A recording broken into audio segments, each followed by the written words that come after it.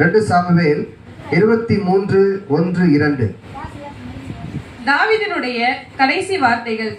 மேன்மையாய் உயர்த்தப்பட்ட யாக்கோபுடைய தேவனால் அபிஷேகம் பெற்று இஸ்ரவேலின் சங்கீதங்களை இன்பமாய் பாடின ஈசாயின் குமாரனாகிய தாவீது என்னும் புருஷன் சொல்கிறது என்னவென்றால், கர்த்தருடைய ஆவியானவர் என்னை கொண்டு பேசினார், அவருடைய வசனம் என்னுடைய நாவில் இருந்தது.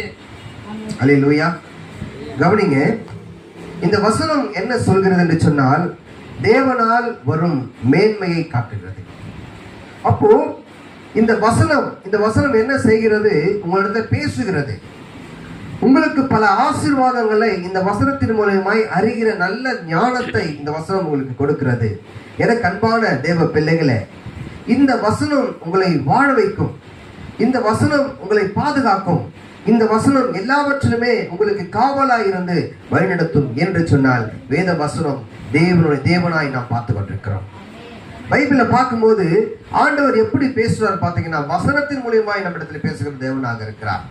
2 விதமாய் ஆண்டவர் பேசுவார். ஒன்று வசனத்தின் மூலியமாய் பேசுவார், இன்னொன்று கனவின் மூலியமா பேசுவார். நம்ம ராத்திரி தூங்குறோம் பார்த்தீங்களா, கனவு காண்றோம் பார்த்தீங்களா, கனவின் மூலியமாய் கர்த்தர் பேசுவார். இப்படி 2 விதமாய் கர்த்தர் பேசுவார். ஆனால் இந்த வார்த்தை தான் இன்று வரைக்கும் நம்மை வாழ வைத்துக் கொண்டிருக்கிறது. இந்த வார்த்தையை நம்பி வாழுகின்ற பொழுது நம்முடைய வாழ்க்கை உயர்கிறது, நம்முடைய தரம் உயர்கிறது, நம்முடைய செயல்பாடுகள் உயர்கிறது. எல்லாவற்றுமே கர்த்தர் நமக்கு வெற்றியை கொடுத்து ஆஸ்வதிக்க தேவனாக இருக்கிறார். அதனால தேவனுடைய வார்த்தையை நம்புங்க.